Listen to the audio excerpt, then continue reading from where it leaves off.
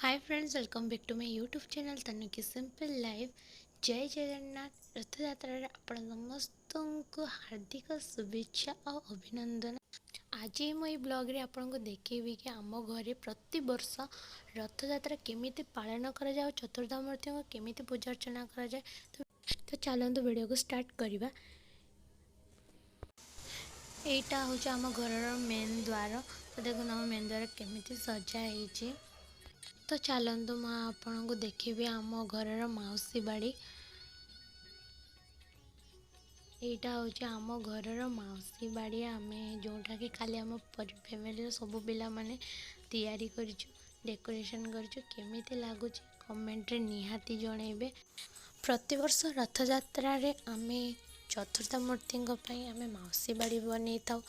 जो आम ठाकुर घरू चतुर्थामूर्ति पहंडी कि मौसी बाड़ी पर्यंत आसती। यहाँ आम फैमिली भितर ही आमे करूँ। सका गाधे सारिक ठाकुर घर को गले ये देखिपे ठाकुर आम ठाकुर घरे जगन्नाथ ठाकुर को माने खाली कलर दी जाइए तो सीटा सुखी ना तो टी सुखुची। तो तेणु एमती तले बसा जाइए। मुझे झुंटी करा स्टार्ट करदेली कारण सकाल सकाल झुंटी देदेले बिकाल को झुंटी सरी कारण महाप्रभु बिकाले ही आसुचंदी मौसी बाड़ी को। कारण रथ यात्रा एथर 2 दिन पड़ी। नेत्र उत्सव दिन ही रथ यात्रा पड़ी। तेणु सकाल सकाल महाप्रभु आम मौसी बाड़ी को आनीपारानी। तो आणु आम बिकाले ही मौसी बाड़ी को आनिबा। तो देखु ये केते फूल, ये सब फूल आम बाड़ी रे होता। ये टगर अच्छी, कन्यर अच्छी, मल्ली अच्छी, कांचन फूल अच्छी, गोलाप आउ गंगशिउली फूल आउ मंदार, चंपा, अपराजिता आउ ये पद्म भी अच्छी। तो सकाल सकाल पूजा स्टार्ट हो कारण ब्राह्मण आसीजे। तो मुझे हार करवा स्टार्ट करदेली कारण सकाल पूजाटा हो सारा पर बिकाले महाप्रभु मौसी बाड़ी को आसवे।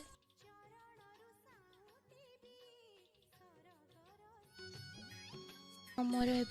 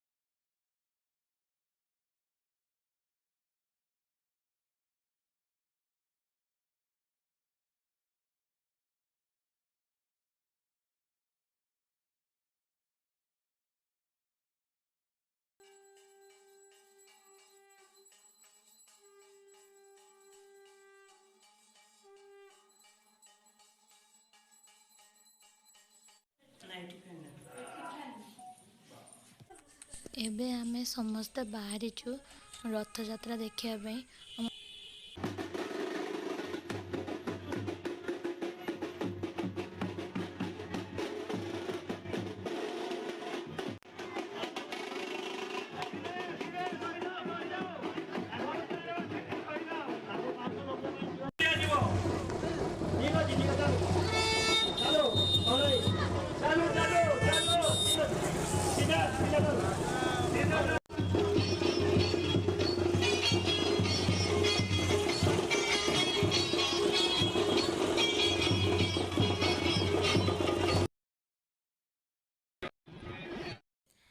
आजर वीडियो एतिकी। जदि मो वीडियो आपको भल लगे तो प्लीज़ लाइक शेयर सब्सक्राइब करदे। आ कमेंट रे जय जगन्नाथ लिखा को बिल्कुल भूलें। आउ एमती इंटरेस्टिंग वीडियो आउ भल भल वीडियो मुझे नहीं आसती आसबि। तो बाय बाय, जय जगन्नाथ।